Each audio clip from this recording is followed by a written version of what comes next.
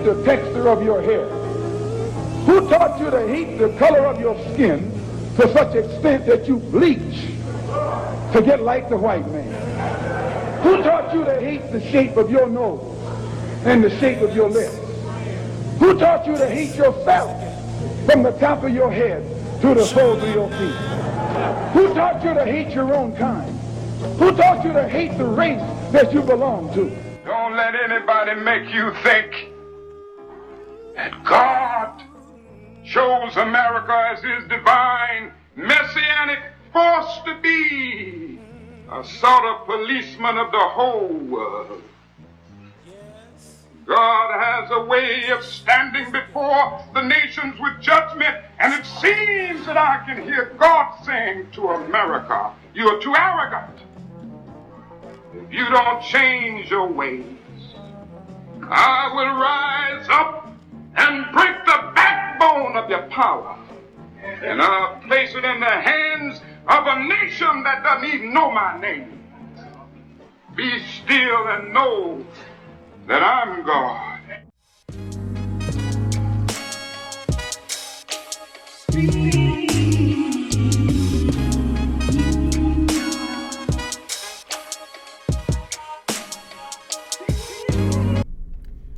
Welcome again to Street Talk. My name is Ahmad Shakaraki, and on Street Talk we did the political, social, and economics here in Michigan, the U.S., and abroad. Now joining me tonight, Dennis Burnside, Charles Thomas, Paget Maynard.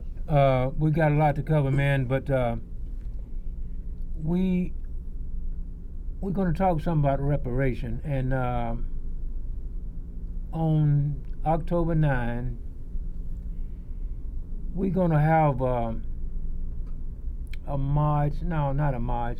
We're going to gather at the state capitol, the front steps there, and we from 12 to 2, and we're going to be talking about reparation because as millions of black people just don't know anything about reparation. When Miss Carol House in 1889,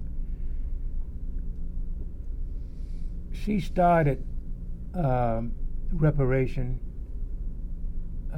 looking at all of the slaves, how they was wearing rag clothes and all of this. She started reparation, and the U.S. just simply ran her out, and she died in 1928, and since 1928 up until 2015, we couldn't even get anybody to talk about it, really. So what happened now? We can at least put some more effort in trying to get reparation. Well, I think there's a couple things that need to be stressed about reparations, and there have been several attempts. John Conyers' House Bill HS 40, and others have attempted to restart this conversation. Mm-hmm. But before we can talk about reparations, I think we need to define why reparations for Africans in America is separate and distinct and unique compared to any other effort worldwide. Okay. And then we need to talk about precedents, because there have been other incidents where the United States government has willingly paid reparations. Mm-hmm. Why are we different?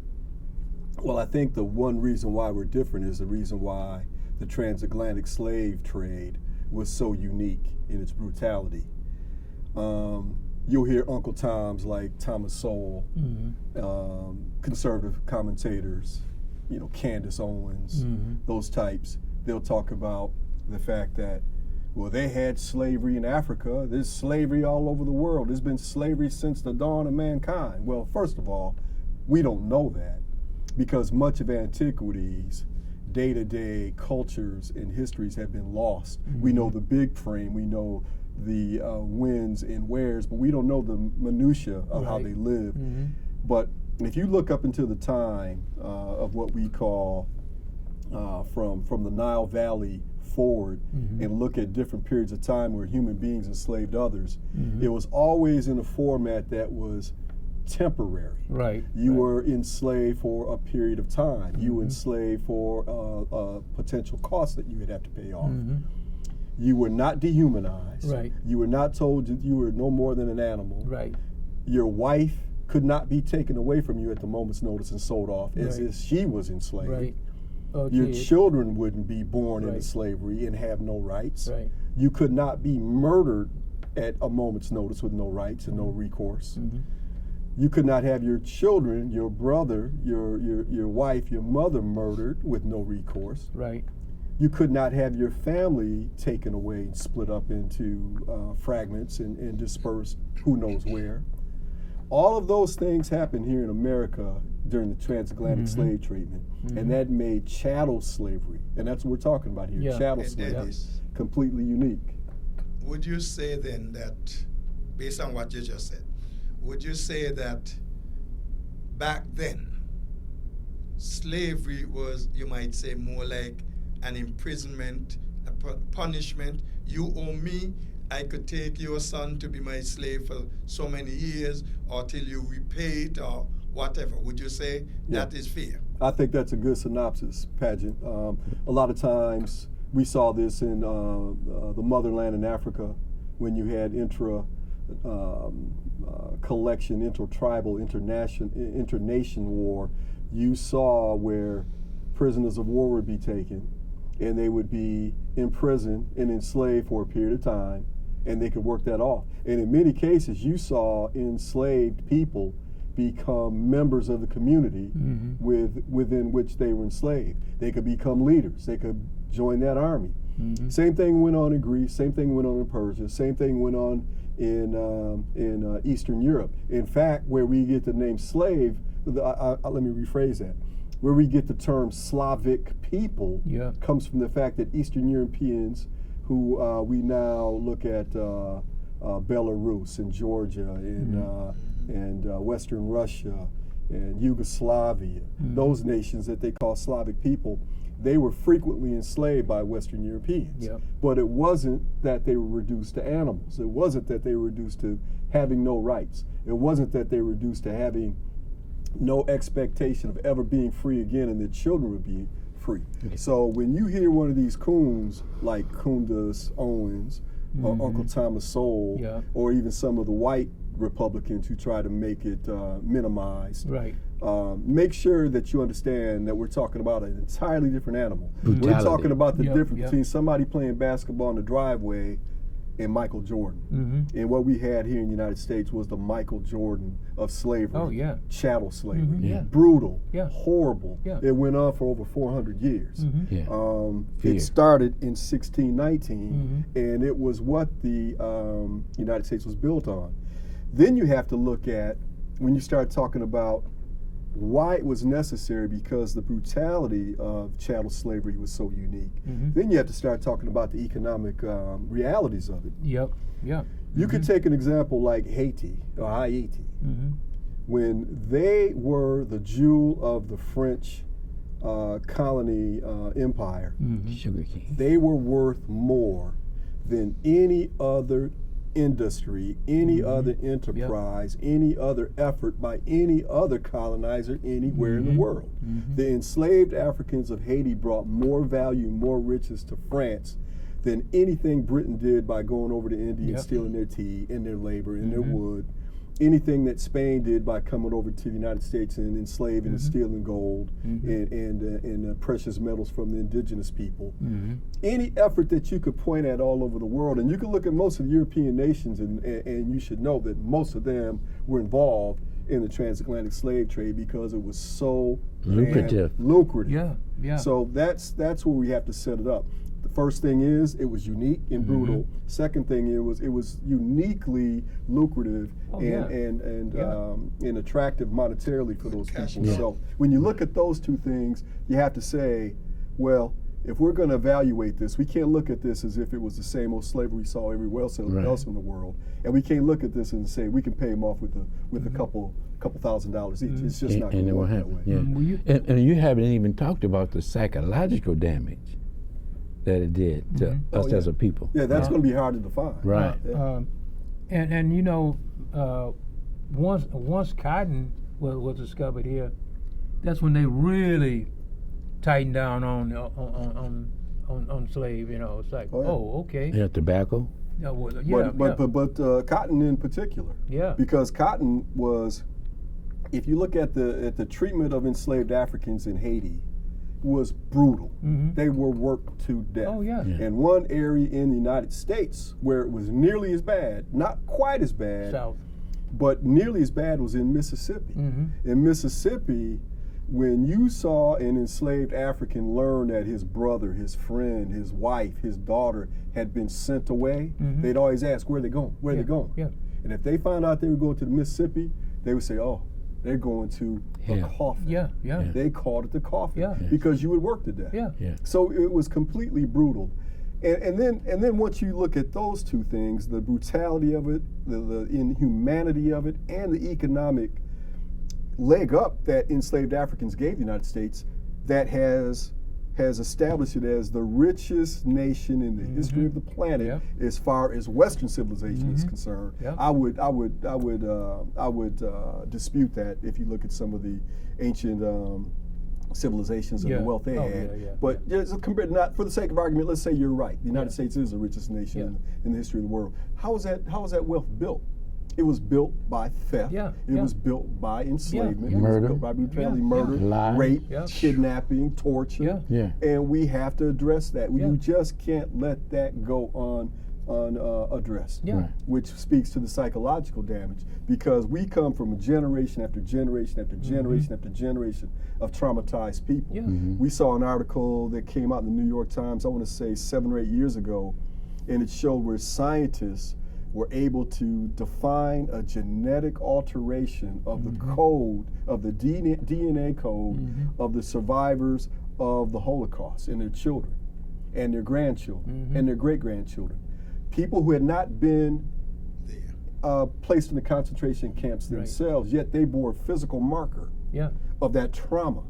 Now, we know that trauma, if that was coded into the DNA after 6 or 7 years of trauma, well, you can imagine what's in our DNA after being taken from our homeland, having our spirituality, our culture, our language, everything about our style of living taken away from us, and immersed in this brutal, murderous system. What kind of damage has that done to our psyche and our physiology? And then the blood pressure, the cholesterol, the stress. And then what kind of people will bring their children and watch a man get barbecued or get hung? They would sell out hotels. They would sell out towns. Oh yeah, they put up notices and they send out postcards. And they take burned pieces of bone and send it as a souvenir. To them, it wasn't a human. Yeah. You know? But the whole thing is, with all you're saying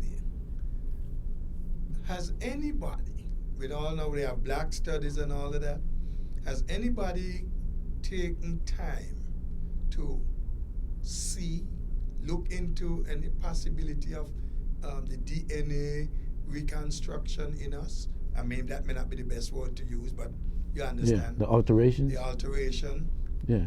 George DeGroote? That's a good question, Patrick. I don't know the answer to that. There could be, but I do know that the science, the accuracy of the science has been established.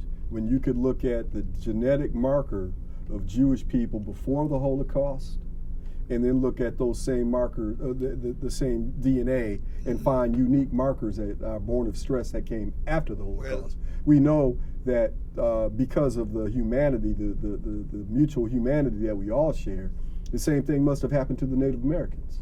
The same thing must have happened to enslaved Africans here. So we know that there is long-term damage. Then you start talking about, okay, we establish the fact that Africans enslaved in America made the United States the jewel of the world in terms of economic power. Here's another example. At the time of the Civil War, when the Civil War started in 1861 and ended in 1865, you had heavy industry in the North. You had timber. You had textiles. You had Wall Street, the beginning of Wall Street, which is another story for another day, how that name came to be. But in the South, you had cotton, tobacco, sugar cane, and agriculture. Guys, Which was the most valuable? God. Which was the most valuable? The South. Yeah. The South was the richest because Yeah. they had enslaved Africans. They didn't have technology. No. They didn't have innovation. They had human beings that they worked to death for Yeah. free. Out of fear. Yeah, worked to death for free and reaped the benefits of it. Yeah. And that made the South at the time of the Civil War the most rich Yep. portion of any nation anywhere Yeah. in the world. And Dennis, you got to go back and you realize when they talk about emancipation here, it was not in the interest of the slaves. No. It was No. to cripple the southern whites Yeah. to make sure they didn't have the money coming in so they can get weapons and fight the North. Right, right. You know, so it wasn't about us. Next thing is, any of you ever had a chance to go in a cotton field? Oh, Yeah, I have. I definitely have. Now, Couple could you times. imagine sun up to sundown Hey. Every day. Yeah. daily, Yeah. and you'll get a whooping if you're not going fast Yeah. enough? Right. Hey. Yeah. Do you ever stop to realize how hot it is in a cotton field? Right, right, Hey. right. And But if you look at the lives of enslaved Africans, you know, and it angers me sometimes. I hear some ignorant black sports commentator like Charles Barkley or somebody talk Oh, about, man. well, you know, the reason why we're so big and strong and fast is we were bred that way during enslavement. Look, fool, we're that way because we were made that way by the Creator. The fact of the matter is, if you look at the lifespan of an enslaved African during enslavement, the average life was around 48 Yeah. years. Mhm. You had a life full of injury. You had a life full of disease. Yep. You had bad teeth. You had tooth decay. Yep. You didn't have access to good nutrition. No. People lived horrible, depleted lives. Yeah. Yeah. And that was because it was cheaper in their mind Yeah. to just replace a man or slave. woman who worked Yeah. to death Yeah. than to feed them properly. Yeah. Besides, you don't want them to get too strong. They might pick up a gun Yeah. and do what Frederick Douglass yeah. did Yeah. and beat his Just- master. just gonna beat say his that, master's yeah. ass. You Yeah. know, when you talk about the diet, you know what was a treat to slaves, African slaves?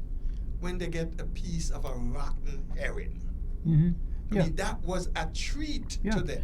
Yeah. Yeah. And this is the way you're going to treat the people who are enriching you, because it's their labor that is But- bringing you wealth. Yeah. Now, why in the name of good heavens, people couldn't see that the But- better we treat them is the more we can get out of Productive. them. But, Yeah. but the thing is, Patrick, you wasn't considered human.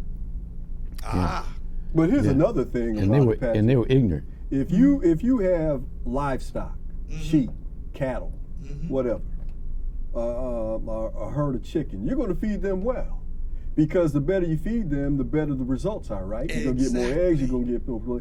But if you feed a man and a woman who's got a brain and a memory of what it was to be free, or an idea of what it is to be free, he might pick up something and put you down. And if you don't believe it, Yeah. look at Haiti circa 1794 I mean, to through some. 1804. They actually went from a people who were being worked to death Yep. to a people who rose up, defeated the French, defeated the British, defeated the Spanish, Oh. defeated the French again, and established the first democracy of ex-enslaved people in the history of the world. That's the danger of feeding people to. But you got to remember the difference there, you know. I think you brought it out some time ago, we were here, that the French in Haiti, those folks didn't lose. They kept the people, they were one people. They were not scattered abroad like here. So it was easier for them to come together and fight. And that's why guys like Toussaint was able to really marshal the forces and did the damage they did to the French. Well, it started even before Toussaint. There was a brother named Bookman Yeah. who Yeah. was so well regarded by his enslaver that he let him drive his carriage and deliver information and goods from plantation to plantation, which should be called concentration camps, labor camps. And in doing so, Bookman was passing on information, and they started planning. I should chastise myself. I can't remember the sister's name, but Yeah. there was a sister who worked with Bookman, and they used song and dance to Yep. communicate. You had people who came from the same geographic area of Africa in many Dialect. cases, who Yeah, spoke the yeah. same dialect, Same same language, language. had the same tradition, Yeah. same military training. Because the French again were too greedy to split them up like they did in North America and South America, that they just brought them in by the bushelful, and it ended up hitting them in the butt. But if you look at precedent, do we have precedent for reparations? Well, yeah, we actually do. I took a few notes. We had one passed in 1988 called the Civil Liberties Act, and it was focused on the Japanese who were interned during World War II. Yeah. We're talking about 80,000 people, and they were given the equivalent of $20,000 each.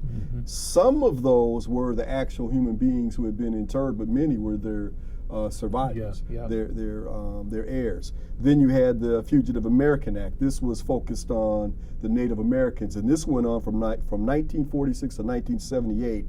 And it was monetary awards given to about 178 different Indian nations that worked out to about 1.36 billion. Big money? Nah, it was about $1,000 each. And it assiduously, carefully excluded land. You're not getting your land back. No. We'll give you $1,000, or we'll give you a little permission to build some casinos on your land. But we're not giving you the land back, and we're not going to give you much more than that.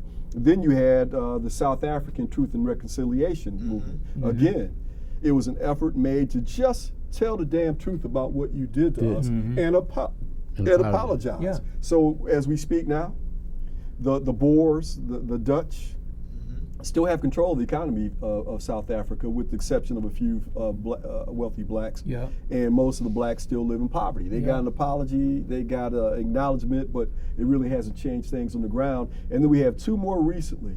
We had a case in Chicago where there's this detective named John Wern, I believe his name is. I'd have to double check that. But this man, after becoming a detective in 1972, he went on about a 18-year spree of torturing with cattle prods, fire, baseball bats. Innocent black men, many of them were sentenced to death in capital murder cases. Many of them had lifetime sentences, and the majority of them had long stretches in brutal state pens. It's completely innocent men. Well, they got a nominal settlement, and this dirty pig was fired and sentenced to prison. That's a form of reparations. Then just recently we saw the city that Evanston, Illinois, where Northwestern is, they just offered a nominal amount to their enslaved Africans, the descendants of enslaved Africans, and offered them reparations as a way to say, we know there's a moral wrong here, we just want to make a symbolic effort. But what we're talking about here in the United States, for people like us who had our ancestors enslaved here, we're talking about trillions of dollars in value. That is owed. It is owed. It's not a moral thing. It's actually money that's owed. Right. A question for you guys. Yes. Has America gone anywhere overseas, done whatever, destroyed a place and whatnot, and then turn around, pay them back by fixing everything, Look at Vietnam. and give them money? Vietnam. The Marshall Plan after World War II. Yeah. And where they dropped the bomb at? In Japan. Hiroshima, Nagasaki. They got reparations. Reparations have been paid frequently. The reason why I asked that, why is it easy for them to pay it up over there, but not here? Well, they don't have no respect for us. No, that's it right there. You know, when you have to go back again and look at, man, 400 years, 400 years we've been, first we wasn't human, and later they said, well, they human, but as long as they keep human. Yeah. Well, not only that, in their so-called Bible, they say that Ham was cursed and he had to be a slave to all the rest of the people. And they use that. And Chuck, don't let anybody twist that around. They did. Because people do twist that and make it sound that we are born to be slaves. Yeah, but the thing is, Patrick, when they've got us where they want us, man, and hey, they okay with it. I think it's more than that. I think it's a realization they have a tiger by the tail. And if you Yeah. If you have people down and you have your knee on their neck, and we're all, millions of George Floyds, what happens when you pull your knee off George Floyd's neck and you give him proper education, you give him proper nutrition, you give him proper housing, you give him proper life where he can pursue happiness? Right. What happens to the myth of white superiority? Right. What happens Right. to the myth of white supremacy? Right. What happens to all the easy glide paths for the mediocre white male who can just get by in high school, get by in college, do a lot of drinking and partying, and know he's going to land on his feet with a good corporate job, with a good pension at the end of the day. And the reason why we have so many resentful, hateful, working class white men and women now who are part of the MAGA movement is because they have been thrown overboard by the economy too, since the 1980s when Ronald Reagan turned this into a mythical trickle-down economy. Right. This Milton Friedman Chicago school economy that says just cut the taxes on the rich and it'll trickle down to the rest of you. And if we ship your jobs overseas, we'll train you how to do fix computers and everything will be fine. So those people have resentment. They're flaying around in the dark blind like so many of us, not knowing who caused their problem and why. But they can always point to them and say, hey man, as bad as you have it, at least you ain't one of them. Well, and that's what I've been saying all the time. It's like ever since I've been big enough, and when Dennis mentioned it about these people, as long as they are. And as long as they are white, they think they're better than somebody of color. Tell you what I think. A big factor here to me is that the white man who has enslaved and ill-treated the blacks is afraid that if the blacks are allowed to get up, they're going to return the favor. But revenge. Blacks are not that kind of a people. Well, if you look good, the blacks were taking care of their babies, cooking their food, and all this. Did you ever hear of a black poison the white man because of what he did? And now I'm your cook, I could poison you? Well, I have actually. Yes. That happened in Haiti. How many cases of that you got? Well, I think I get your overall point. I'm talking about in terms of on a general basis. Yeah, I get your overall point. It was always the black man doing the cooking and all of that. Yeah, I think I get your general point, and that point is if their knees taken off our neck and we're given the free hand and reimbursed for our expenses, we're not going to do to them what they did. No. Go about your business, do your thing. Yeah, we're not that devilish. Yeah, we're not going to act that way. Yeah. But if your concern is you're going to have to give up your privilege, you're going to have to give up being born on third base and thinking you hit a triple. Yeah. That's going to be gone. Yeah. Now we have to do some meritocracy. Right. And I think that's a big part of this is competition. Right. And on top.